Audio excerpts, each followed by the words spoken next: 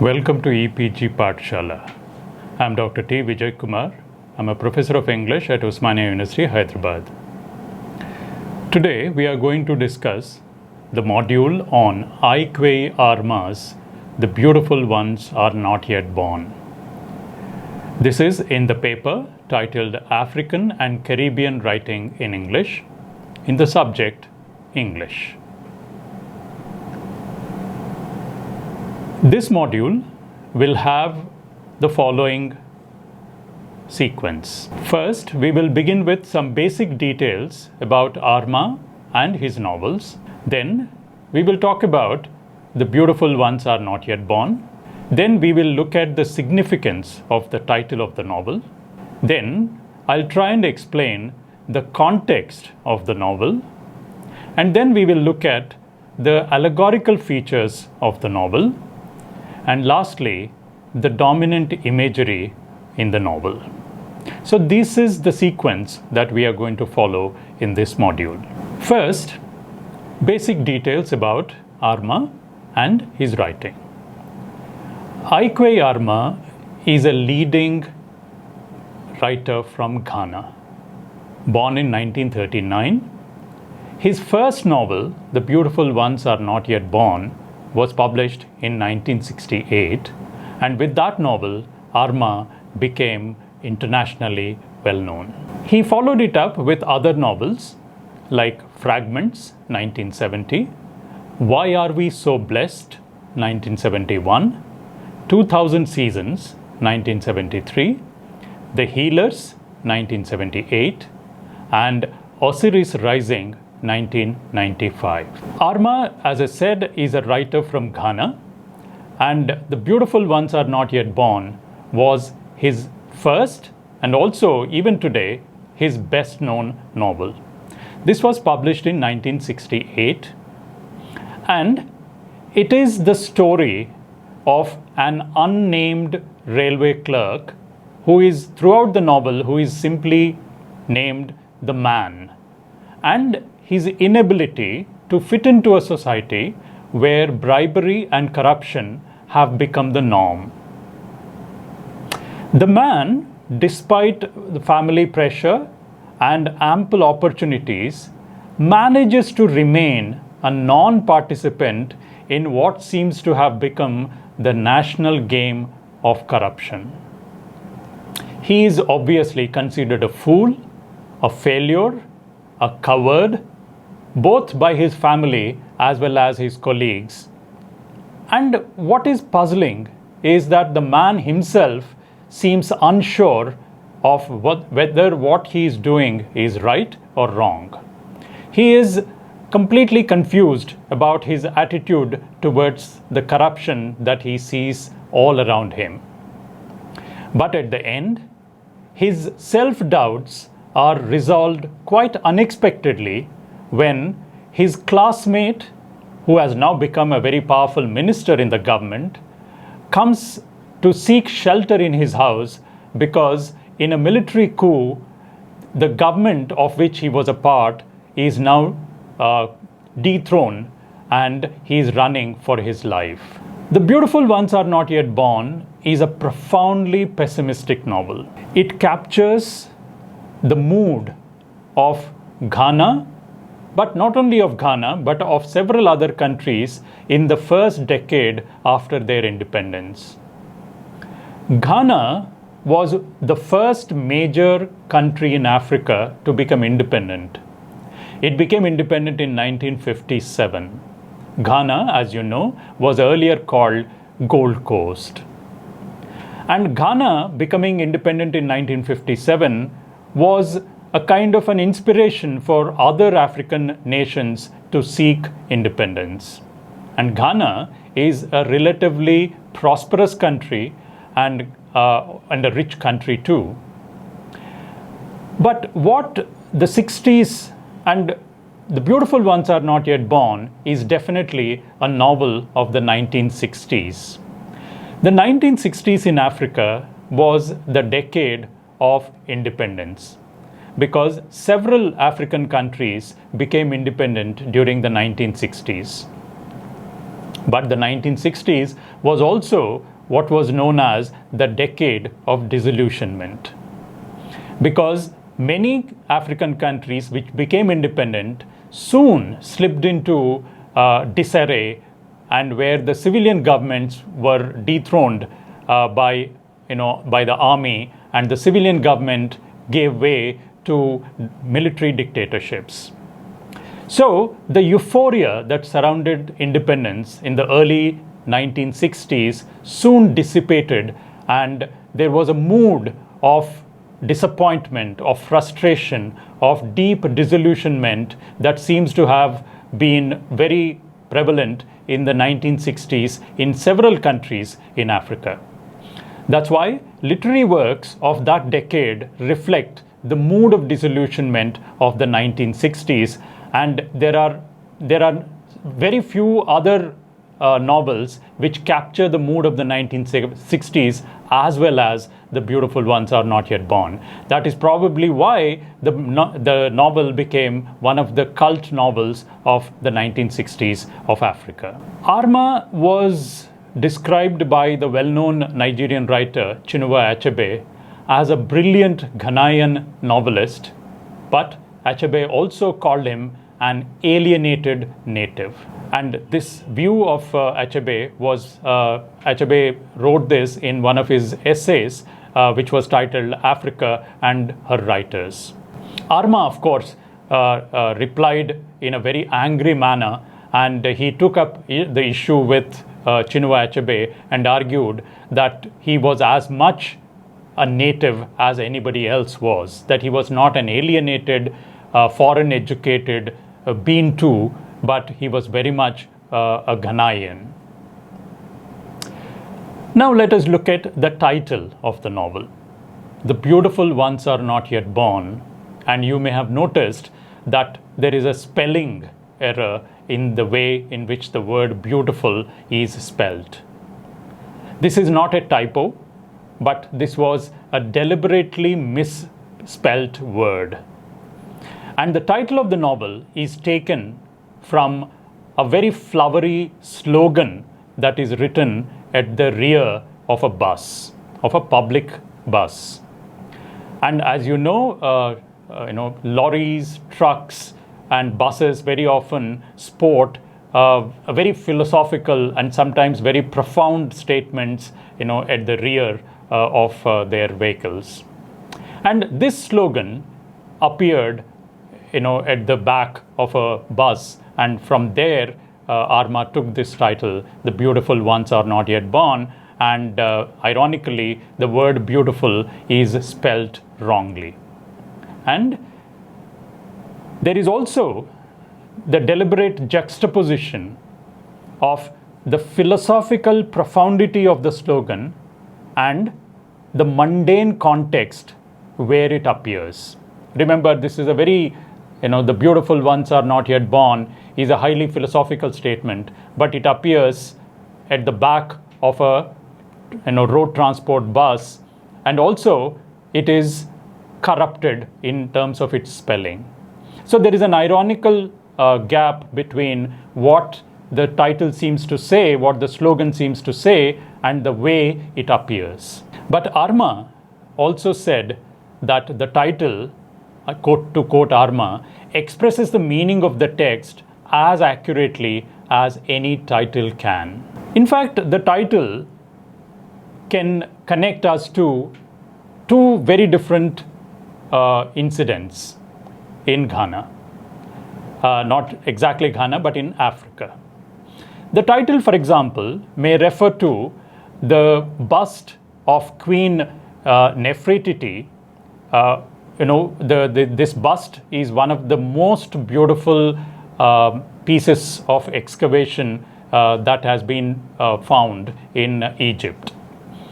And the name Nefertiti literally translates to the beautiful one has come.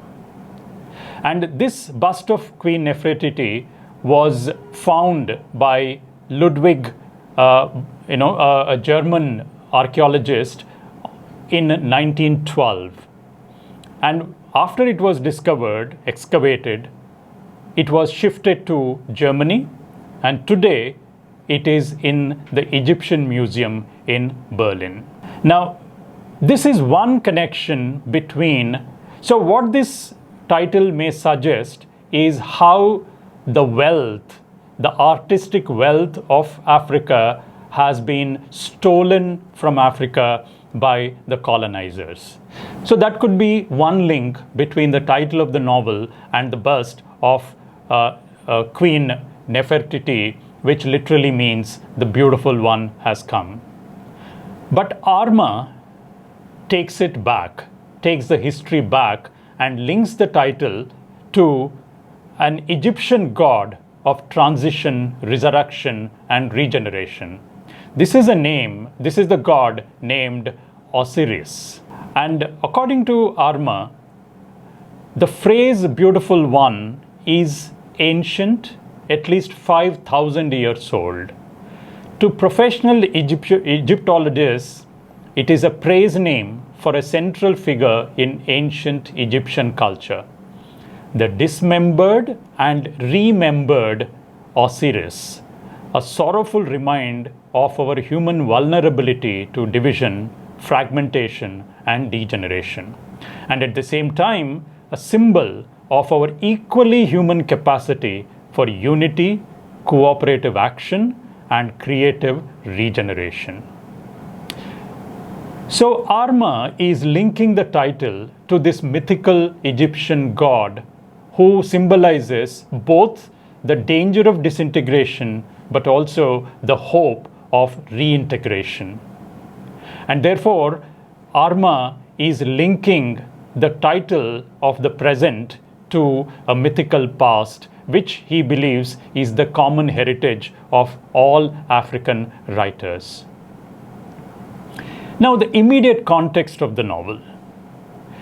The novel, The Beautiful Ones Are Not Yet Born, is set in the Ghana of 1965-66. As I said, Ghana became independent in 1957, and its first prime minister and then president was the towering figure of Kwame Nkrumah. And this novel is set in the last few months of Kwame Nkrumah's regime.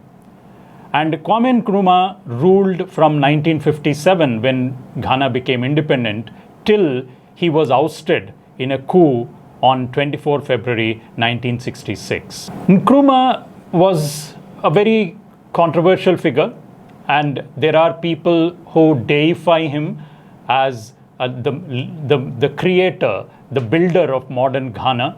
But also there are people who criticized him for being very egocentric and a man who promoted a personality cult and who, in a way, did not fulfill the promises that he made to the people before independence. So, Ghana, modern Ghana, after independence, is linked to the figure of Kwame Nkrumah. And this novel looks at his what happened to Ghana during the last phase of Nkrumah's rule. Because Nkrumah's last phase of his rule, Nkrumah was accused of withdrawing from the people, becoming too dependent on bureaucrats, and leaving the country to corrupt bureaucrats and politicians. So Kwame Nkrumah was a figure both revered as well as criticized in Ghana. Now, this novel has a limited set of characters, a small set of characters. Obviously, the central character, the protagonist of the novel, is a man who is simply called the man. He has no name, he is anonymous, and he is simply referred to as the man. And his wife, Oyo, is a very ambitious woman. She wants her husband to become rich like everybody else. Like many of his classmates have become very rich, very influential. And she also wants her husband to become equally rich and influential. The man, however, is unable to be corrupt, not because he believes in what he is doing, but simply because he is very passive, he is inactive, and very often he is defined by not what he does, but what he does not do. And what he does not do is to take bribes or indulge in corruption. So the man is often beset with self-doubts, whether what he is doing is right or wrong, whether what others are doing is right or wrong, and whether he is correct in denying luxuries and pleasures of mundane things to his family and his well-wishers. So the man is often confused, and to seek clarification, he goes and confides in a man who again is simply called teacher. Teacher too does not have any name. So the man goes to teacher, confides in him, and the teacher ironically has no answers to give, because the teacher is as confused as the student. But the teacher tells the man of his own life and how he became aloof, from the rest of the society. He lives a lonely life, a life cut off from others, and this is what he tells the man. Then the next important character in the novel is a kind of a counterfoil to the man. Here is a man called Joseph Koomson. Now, Joseph Koomson was a classmate of the man, but he began as a dock worker, but today he is one of the influential ministers in the government because he has risen by mouthing the right slogans at the right time and doing the right thing at the right time. So Koomson today is a very powerful minister, and he in a way contrasts with the failure of the man. And Koomson's wife, Estelle Koomson, is a kind of a caricature of a socialite who is very superficial and very pretentious and a very snobbish wife of the minister Koomson. There are a few other characters like the mother-in-law of the man, etc., but these are really the major characters in the novel. This novel, although it looks like a very realistic novel, is really an allegory of post-independent Ghana. Allegory, as you know, is a story which has more than a surface meaning.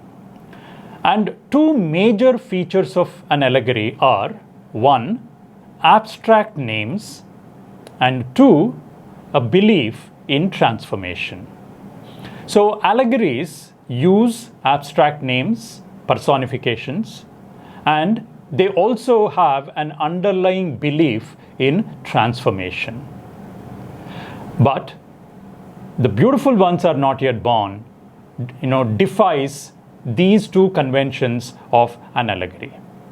It looks like an allegory because it uses, for example, very allegorical names, very descriptive and abstract names. For example, the protagonist, as we said, is just called the man, and his confidant and guide is simply called teacher. Then there is a luxury hotel which is brightly lit, and it looks completely out of place in a surroundings which are very poor. And this hotel is, has a very descriptive name, which is, the title, the name of the hotel is Atlantic Caprice. And then there is a boat, a fishing boat, which the minister Koomson wants the man to enter into a business deal with. And this boat, which is seen as an instrument of social mobility, is called Ahead. So these are all obviously very allegorical names where the names reveal what the characters are supposed to be. But, as I said, The Beautiful Ones Are Not Yet Born is not a simple allegory. Unlike in a traditional allegory, in this novel, there is an ironic gap between what the names suggest and what the people are. For example, the man, the protagonist. The man is hardly the everyman, and he is definitely not the ideal man. But most appropriately, he is a confused man. He is a man who is completely aloof, and therefore he is not really a man of the people, but he is an unrepresentative man. Similarly, the teacher has no students because the teacher has cut himself off from the rest of humanity, and he lives a lonely, aloof, and in a way a very barren life. And the teacher is no better in terms of clarity. So, although the names the man and the teacher seem to suggest that this is about an everyman and a wise man, the teacher, actually the man is not the everyman and the teacher is definitely not the wise one. Now, anyone who has looked at this novel, anyone who opens this novel, is struck first by the very powerful scatological imagery that fills this novel. The novel is full of images of filth, of rottenness, of things which are putrid, things which are very, which are not very pleasant. And in a way, this is a very dirty novel because dirt, filth, and rot are the most dominant sets of imagery that you find in this novel. This is a novel, as I said, which deals with how the man is offered a business deal by the powerful minister Kumsan, and this is in the form of a boat where the minister says that he cannot have the boat in his name, but he offers to get that boat in the name of the man, and of course, as a kind of a bribe, he promises to give fish in return to regular supply of fish in return to having the man's name as the owner of the boat. The man, of course, is not tempted, and he refuses to sign the papers, the contract papers. But he does not stop his wife from signing those papers. This is just one instance of how the man refuses to be part of corruption, and yet does not do anything actively to prevent corruption. At his workplace, he is regularly offered bribes, but he refuses. But he does not know why he refuses. He has no definite agenda, and he has no definite belief that what he was doing is right. For example, when Kumsan, the minister, invites the man and his wife to his luxurious house, they go and they enjoy the luxury of Kumsan's house, and while they are returning in the luxury car of the minister, the man wonders whether he is right in refusing to accept these goodies from a minister whom he knows is very corrupt. So the man is not really a man who is in search of truth or man who is in search of honesty, etc. He is simply a man who is unable to be active in terms of preventing corruption. All he seems to be worried about is that he should not be a part of the corrupt regime himself. So the